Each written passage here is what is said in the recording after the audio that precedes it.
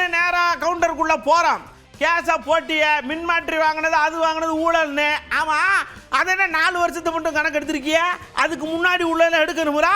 அப்படி எடுக்காமல் 4 வருஷத்தை மட்டும் கணக்கு எடுத்துட்டு ஊழல்னா எடுத்துட்டு வாங்க, எல்லாத்தையும் போட்டு பார்த்துக்குருவான் அப்படின்னு செந்தில் பாலாஜி ஐயா கராராக நிற்காரலாம். நெருக்கடின்னு பார்க்கல.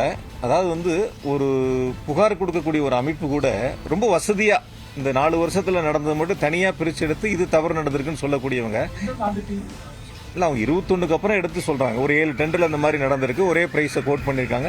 எப்படி அவங்க கோட் பண்ணாங்கன்னா, அதுக்கு முன்னாடி 16, 17 நான் இப்போ எவ்வளவு டெண்டர் சொன்னேன், 18, 19 சொன்னேன். 87 இருந்து இந்த நடைமுறை இருக்கு. அதெல்லாம் ரொம்ப வசதியா மறைச்சு இந்த 5 வருஷத்தை மட்டும் தவறு நடந்ததை போல அந்த அமைப்பு ஒரு சில கட்சிக்கு ஆதரவாக செயல்பட்டதா தான் நான் நினைக்கிறேன். அவங்க ஒரு சுயமா செயல்படல, ஒரு கட்சிக்கு ஆதரவாக செயல்பட்டு நீதிமன்றத்தில் இது போன்ற ஒரு வழக்கை தாக்கல் செய்து இந்த உத்தரவுகளை பெற்றிருக்கின்றார்கள். பொறுத்திருந்து அப்படியே L1, L2, L3 என்னன்னு உங்களுக்கு தெரியுமா? தெரியலன்னா செந்தில் பாலாஜி ஐயா விளக்கமா சொல்லுவாரு, நீங்களே கேட்டு தெரிஞ்சுக்கோங்க. பொதுவாக டான்ஜெட்கோ பொறுத்த வரைக்கும் என்னன்னா, L1 பிரைஸை யார் மேட்ச் பண்ணி கொடுக்குறாங்களோ அவங்களுக்கு அந்த டெண்டரை பிரித்து கொடுப்பாங்க. ஒருத்தரே சப்ளை பண்ண முடியாது அப்படிங்கிறதுனால இது 1987 இருந்து இருக்கக்கூடிய நடைமுறை. அதை L1 மேட்ச் பண்ணி கொடுக்குறவங்களுக்கு எவ்வளோ நமக்கு டிமாண்ட் இருக்கோ அதுக்கு தகுந்த மாதிரி அவங்களுக்கு பிரித்து ஒர்க் ஆர்டர் கொடுப்பாங்க. இதுதான் இதுவரை இருக்கக்கூடிய நடைமுறைகள். இந்த நடைமுறைகள் தான் டான்ஜெட்கோ தொடர்ந்து பின்பற்றி வருது. இது இல்லாமல் இந்த டெண்டரை ஸ்க்ரூட்டினி கமிட்டி ஒன்று இருக்குது, அதுக்கப்புறம் போர்டு கமிட்டி ஒன்று இருக்குது, 3 கமிட்டி இருக்குது. இதில் இந்த டெண்டரை ஃபைனல் பண்ணுறதுக்கு சீனியர் ஆஃபீஸர்ஸ் இருக்கக்கூடிய 3 கமிட்டிகள் தான் இந்த டெண்டரை ஃபைனல் பண்ணி இந்த ஆர்டர் கொடுக்கலாமா வேண்டாமான்னு முடிவெடுக்கிறது. அதிகாரிகள் சார்ந்த அந்த 3 குழுக்கள் தான் ஒவ்வொன்றா ஃபைனல் பண்ணி இதுக்கான உத்தரவுகளை பிறப்பிக்கிறாங்க, அவங்களுக்கான ஆர்டர் கொடுக்குறாங்க. அதனால் இந்த டெண்டரை பொறுத்த வரைக்கும் டான்ஜெட்கோனுடைய இந்த மின்மாற்றி கொள்முதலை பொறுத்த வரைக்கும் கடந்த காலங்கள் என்ன நடைமுறைகள் பின்பற்றப்பட்டதோ அதே நடைமுறைகள் தான் இப்பொழுதும் தொடர்ந்து பின்பற்றப்பட்டு வருகின்றன. இடையில சில நேரங்கள் ஆட்சி மாறி இருக்கலாம், ஆட்சி மாறி இருந்தாலும் கூட அப்பொழுதும் அதே காலத்தில் இந்த நடைமுறைகள் தான் பின்பற்றப்பட்டிருக்கின்றன. ஆனால் குறிப்பாக அந்த ஒரு அமைப்பு தாக்கல் செய்த வழக்கில் ஏதோ இப்பொழுது இந்த 4-5 ஆண்டுகளுக்குள்ள டான்ஜெட்கோல தவறு நடந்ததை போல தனியாக அதை பிரித்து எடுத்து நீதிமன்றத்திலே வழக்கை தாக்கல் செய்திருக்கின்றனர். அது குறித்து புகாரையும் கொடுத்திருக்கின்றார்கள். நீதிமன்றம் இன்று சிபிஐ விசாரணைக்கு என்று உத்தரவுகளை பிறப்பித்திருக்கின்றார்கள். ஆகையால் என்ன பொறுத்த வரைக்கும் நான் அந்த டான்ஜெட்கோனுடைய முதலமைச்சருடைய வழிகாட்டுதலோடு பொறுப்பு பார்த்ததுனால சொல்றேன், எந்த இடங்களிலும் டான்ஜெட்கோ அல்லது அரசு நிர்வாகம் இதில் எந்தவித தவறுகளுக்கும் இடமில்லை. முறையாக 3 குழுக்கள் அதை பரிசீலித்து ஒவ்வொரு டெண்டரும் இறுதி முடிவு எடுத்துதான் அதற்கான உத்தரவுகள் வழங்கப்பட்டிருக்கின்றன. எந்த இடங்களிலும் அரசுக்கோ டான்ஜெட்கோக்கோ ஒரு நயா பைசா கூட இழப்பு ஏற்படவில்லை என்பதை மிக தெளிவாக உங்கள் மூலமாக நான் தெரிவித்துக் கொள்கின்றேன். முழுக்க அந்த அமைப்பு என்பது அரசியல் காழ்ப்புணர்ச்சிக்காக யாரோ தூண்டுதலின் பெயரில் இந்த வழக்கை தாக்கல் செய்திருக்கின்றார்கள். நீதிமன்றத்தில் நிச்சயமாக இந்த வழக்கு குறித்து உரிய விளக்கங்களை கொடுத்து நாங்கள் நிரூபித்து வெளியேறுவோம். அப்படியே ஐயா இன்னொரு விஷயத்தை சந்தோஷமா கூட சொல்லிக்கிட்டு இருக்காரு. ஸ்டாலின் ஐயா என்கிட்ட ஒரு பொறுப்பை கொடுத்தாரு, ஒரு 35 மேற்குல இருந்து அப்படியே சல்லுன்னு தூக்கிட்டு வந்துறியா தம்பி அப்படின்னு இருக்காரு. அவர் சொன்னதை நான் அப்படியே செய்ய போறேன் பாருங்க அப்படின்னு சந்தோஷமா தான் சொல்றாரு. உறுதியா சொல்றேன், தமிழ்நாட்டில் 2வது முறையாக மாண்புமிகு தளபதி அவர்கள் முதலமைச்சராக ஆட்சி பொறுப்பை ஏற்பார்கள். அது உறுதி, எந்த விதமான மாற்று கருத்தும் இல்லை. கோவையை பொறுத்தவரை 10 தொகுதிகளும் திமுக கூட்டணி வெற்றி பெற வேண்டும் என்ற முனைப்போடு நாங்கள் தேர்தல் களத்தில் நின்று மிக சிறப்பாக தோழமை இயக்கங்களை அரவணைத்து பணியாற்றி இருக்கின்றோம். அந்த நாங்கள் எடுத்திருக்கின்ற முயற்சி 10க்கு 10 வெற்றி என்ற இலக்கை நோக்கி நாங்கள் பயணித்திருக்கின்றோம். நிச்சயமாக வெற்றி பெறுவோம். மேற்கு மண்டலத்தை பொறுத்தவரை 35 தொகுதிகள் மாண்பு முதலமைச்சர்கள் என்னிடத்திலே பணியாற்றக்கூடிய வாய்ப்பை தந்த தொகுதியில் 35 தொகுதியிலும் வெற்றி பெற வேண்டும் என்ற முனைப்போடு தான் நாங்கள் தேர்தல் பணிகளை முன்னெடுத்திருக்கின்றோம். நிச்சயமாக நாங்கள் வெற்றி பெறுவோம். அப்படியே லைட்டாகும் அப்படின்னு ஃப்ளாஷ்பேக்கை 21ஆம் தேதிக்கு போங்க. அங்கே நம்ம விஜய் ஐயா பயங்கரமாக பேசினார். என் மேலே கரூர் புதிய பழிய போட்டுக்கிட்டு இருக்கீங்க, நான் என்ன ஒன்று அப்படின்ற மாதிரி ஒன்று சொன்னார்ல. முதல்ல அதை பார்த்துட்டு வாங்க. இப்போ நான் கரூர் விஷயத்துக்கு வரேன். கரூரில் என்ன நடந்ததுன்னு அந்த கரூர் மக்களை கேட்டாலே புட்டு புட்டு புட்டு வைப்பாங்க. ஏன் மேலே பழியை தூக்கி போடுறீங்க? என்னமோ நாங்கள் அரசியலே பண்ண மாட்டோம், இந்த விஷயத்துலலாம் நாங்கள் அரசியலே பண்ண மாட்டோம், வீடியோ போட்டுவிட்டு போய் சட்டசபையில் உட்காந்துக்கிட்டு ஏன் மேலே பழியை தூக்கி போடுறீங்க, லேட்டாக வந்துட்டாருன்னு. போலீஸ் கொடுத்த டைமில் நாங்கள் இருந்தேன். நாமக்கல்லேருந்து கரூர் வர வழியில் இருந்த மக்கள் எல்லாரையும் நான் என்ன அம்போன்னு விட்டுட்டு வர சொல்கிறீங்களா? நாமக்கல்லேருந்து கரூருக்கு நான் எப்படி வந்தேன், எவ்வளோ நேரத்தில் வந்தேன், உலகமே லைவ்ல பார்த்துக்கிட்டு இருந்தது. வாய் கூசாம ஏன் மேலே பழி தூக்கி போடுறீங்க? ஒரு மனசாட்சின்றது வேணாம். சரி, நீங்கள் தான் எதுவுமே பண்ணல சார். அப்புறம் ஏன் சார் 20 வருஷமா கரூரில் மட்டுமே, கரூர் பகுதியில் மட்டுமே போட்டி போட்ட உங்களுடைய ஒரு அடிமைய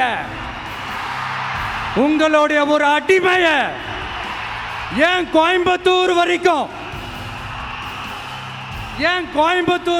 ஓட வச்சீங்க?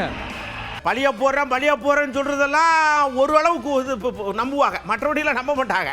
நீ தானே வந்த சடக்குன்னு ஓடிப்புட்ட, அப்புறம் நாங்கள் நின்னா நம்ம மகேஷ் நின்னாரு, அவரெல்லாம் பாவம் அழுதாரு புள்ளக்காடுகளுக்காக. கொஞ்சம் கூட வருத்தமே இல்லாமல் இப்படி அனாவசியமாக பேசிக்கிட்டு இருக்கேயா அப்படின்னு செந்தில் பாலாஜி கொஞ்சம் கடுப்பாயிட்டார். ஆமாம், அரசியல் களத்தில் வந்து பொதுவாக நான் ஒரே ஒரு கருத்தை மட்டும் சொல்கிறேன். கரூரில் நடந்த கூட்டம் அவங்க கூட்டம், இறந்தது 41 பேர், பாதிக்கப்பட்ட பல பேர் மருத்துவமனையில் இருந்தாங்க. அன்றைக்கெல்லாம் விட்டுட்டு ஓடிட்டாங்க, கூட்டம் நடத்தினவங்களாம் விட்டுட்டு ஓடிட்டாங்க. நான் தான் போய் ஹாஸ்பிட்டலில் நின்னேன், கூட மற்ற கட்சிகளும் வந்தாங்க, நான் வரலன்னு சொல்ல. அங்கே லோக்கலில் நாங்கள் தான் போய் நின்று மக்களுக்கு தேவையான உதவிகளை செஞ்சோம். அதனால் வந்து விட்டுட்டு ஓடி போகிறவங்கள பற்றியோ மக்களை பற்றி சிந்திக்காதவங்களை பற்றியோ நம்ம பேசி நேரத்தை வீணடிக்க வேண்டியது. அப்படியே அடுத்து ஒரு போனீங்கன்னா வானதி அக்கா நிற்காக ஒரு மிகப்பெரிய அரசியலில் பயங்கரமான ஒரு ஆள், அவரை கொண்டு வந்து கோவையில் கொண்டு வந்து நிப்பாட்டி வச்சிருக்கீங்கள, தெக்க நடக்குமா கிடைக்குமா செஞ்சு வச்சிருக்கேன் நான் அப்படின்னு வானதி அக்கா சொன்னாங்கல்ல, அந்த பிளாஷ்பேக்கை பாருங்க. எல்லா ஜனநாயக மாண்புகளையும் தூக்கி எறிந்து விட்டு எந்த அளவிற்கு வந்து தேர்தல் கமிஷனோட கண்ணில் மண்ணை தூவணுமோ அந்த அளவுக்கு வந்து தெற்கு தொகுதியில் அராஜகம் நடந்துட்டே தான் இருக்குது, இது வரைக்கும் தொடர்ந்துட்டே தான் இருக்குது. அது மட்டும் இல்லை, கோவை மாவட்டத்தில் நீங்கள்லாம் நிறைய தொகுதிகளில் பார்க்குறீங்க, வெடிய நைட்டு 2 மணிக்கு மேலே வீட்டை தட்டி ஒரு போலி டோக்கன், ஒரு QR கோடை போட்டு உங்களுக்கு கோல்டு காயின் கொடுக்குறோம், சில்வர் காயின் கொடுக்குறோன்னு கடைசி நிமிஷத்து வரைக்கும் ஏமாத்திட்டு இருக்காங்க. இந்த ஏமாற்று வேலைகளை தயவு செய்து மக்கள் புரிந்து கொள்ளுங்கள். 5 வருட காலம் உங்களை ஏமாற்றியது போதும். தேர்தல் அன்னைக்கு கூட கொண்டு வந்து உங்ககிட்ட அதை கொடுக்குறோம் இதை கொடுக்குறோன்னு ஏமாத்திட்டு இருக்காங்க அப்படின்னு நீங்க வந்து முதல்ல புரிஞ்சுக்கோங்க. அக்கா வானதி அக்கா ரொம்ப அழகா சொன்னீங்க, ரொம்ப நல்லா இருந்துச்சு. சரி, இப்போ எடப்பாடி ஐயா ஒட்டும் இல்லை உறவும் இல்லை அப்படின்னு சொல்லிட்டு பிதுங்கிக்கிட்டு போனாரே, இப்போ ஒட்டிக்கிட்டாரு, அதை பற்றி ஒன்றும் சொல்ல காணும். அந்த பக்கம் அமித்ஷா ஐயா அப்படியே மோடி ஐயெல்லாம் வந்து வாயாலே வடை சுட்டு போனாங்களே, அந்த கதையை ஒன்றும் காணும். இதை மட்டும் நீங்கள் வாட்டுக்கு டைம் பேசிக்கிட்டே இருக்கீங்க, என்னத்தையோ போங்க அப்படிங்க. அதாவது வடக்கு தொகுதியில் பிஜேபியில் போட்டியிட்ட அந்த வேட்பாளர் வந்து தெற்குலேருந்து அவங்க வடக்குக்கு போனாங்க. என்னை பற்றி சில கருத்துக்கள்லாம் அதில் கூறியிருந்தாங்க. அதில் ரொம்ப கடுமையான வார்த்தைகள்லாம் பயன்படுத்தியிருந்தாங்க. ஒரே ஒரு கேள்வி அவங்ககிட்ட கேட்குறேன் நான். 2000 இப்போ நாடாளுமன்ற தேர்தல் நடந்து முடிஞ்சுது. அந்த நாடாளுமன்ற தேர்தலில் பிரதமரும் உள்துறை அமைச்சரும் எடப்பாடி பற்றி பேசுனதை ஒரு தடவை அவங்க போட்டு பார்த்துட்டு அவங்க பதில் சொல்லிட்டு, அந்த அதிமுக அரசாங்கத்தை பற்றி அரசாங்கம் ஆட்சியில் இருக்கும்போது கூட உள்துறை அமைச்சரும் மோடியும் பிரதமரும் என்ன வந்து அதிமுக பற்றி ஊழல் அரசாங்கம் எப்படிப்பட்ட அரசாங்கிறதெல்லாம் அவங்களாம் சொன்னாங்க. அதெல்லாம் வந்து அவங்களுக்கு தெரியும். அதெல்லாம் திரும்ப ஒரு முறை போட்டு பார்த்துட்டு மறந்துருப்பாங்க. ஏன்னா அவங்களுக்கு கொஞ்சம் மறந்ததுனால இதெல்லாம் ஞாபகம் இருந்திருக்காது. இப்போ நான் ஞாபகப்படுத்துகிறேன்.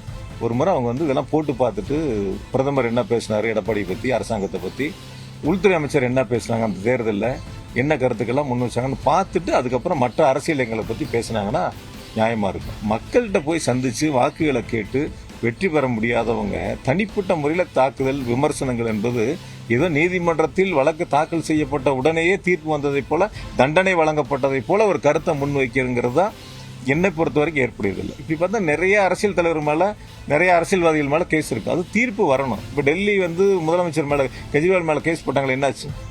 அந்த வழக்கு என்னாச்சு?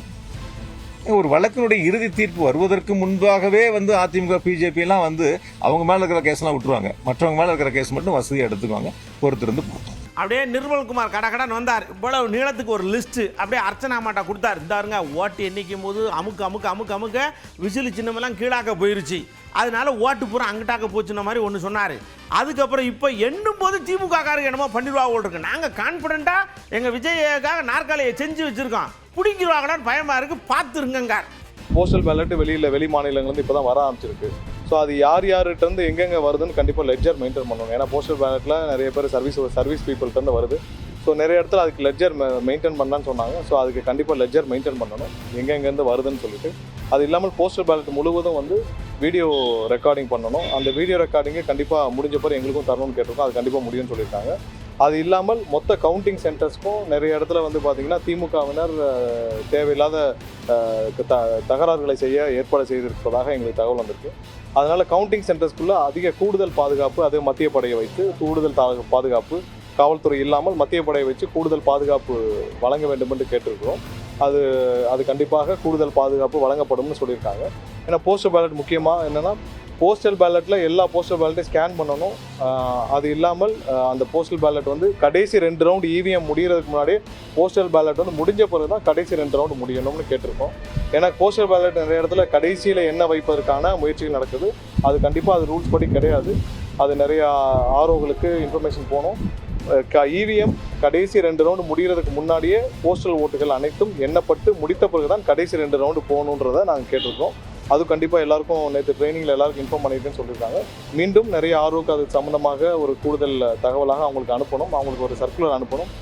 கடைசி 2 ரவுண்டுக்கு முன்னாடியே போஸ்டல் ஓட்டுகள் முடிக்கப்பட வேண்டும் கேட்டிருக்கோம். அனைத்து போஸ்டல் ஓட்டுகளும் ஸ்கேன் பண்ணணும். எந்த இடத்துலையும் எந்த குளறுபடியும் திமுகவினர் எந்த குளறுபடியும் அவர்கள் எந்த சூழ்ச்சியும் செய்து இதில் எந்த தாக்கத்தையும் ஏற்படுத்தக்கூடாது என்பதற்காக நாங்கள் இதை அனைத்தும் கேட்டு ஒரு கடிதமாக கொடுத்துருக்கோம். அப்படியே நம்ம பாண்டிச்சேரி முதலமைச்சர் என்ன சொன்னாரு? பாண்டிச்சேரி என்றால் 100. உடனே நீங்க எல்லாம் அப்படியே சிரிக்கப்படாது. கல்வியில 100% அப்படின்னு சொல்லியிருக்காரு. உடனே நீங்க அப்படியே ரெக்க கட்டி அந்த பக்கம் இந்த பக்கம் பறக்கப்படாது. சரியா? சொல்றதை கேளுங்க. படித்தவர்களை உருவாக்கி கொடுக்கின்ற ஒரு மாநிலமாக நம்முடைய மாநிலம் திகழ்ந்து கொண்டிருக்கும். ஒரு தடவை நாங்கள் சொல்லுவோம் அனைவரும் படித்தவர் பூச்சி இல்லை, அனைவரும் கற்றவர்கள் என்ற நிலையை உருவாக்குவோம் அப்படின்னு சொல்லுவோம். அப்போல்லாம் குறைவாக இருக்கும். ஆனால் இப்போ பார்த்தீங்கன்னா 100% கற்றவர்கள் நிலையை அரசு உருவாக்கி இருக்கின்றது. எல்லோரும் படித்தவர்கள். நான் சொல்கிறது கல்வி மட்டுமல்ல, பள்ளிகள் படித்து 12ஆம் முடித்தவர்கள் அப்படி அது மட்டுமல்ல, எல்லோரும் பட்டத்தினை பெற்றவர் நிலையை இப்போது அரசு உருவாக்கி இருக்கின்றது. எல்லோரும் எல்லா குடும்பங்களிலும் பட்டத்தினை பெற்ற பட்டதாரிகள் இருக்கின்றார்கள் என்ற நிலையை அரசு உருவாக்கி இருக்கின்றது. அதற்கு நம்முடைய தனியார் கல்லூரிகள் மிகுந்த பங்களிப்பு என்பது மிகவும் பாராட்டக்கூடிய ஒன்று.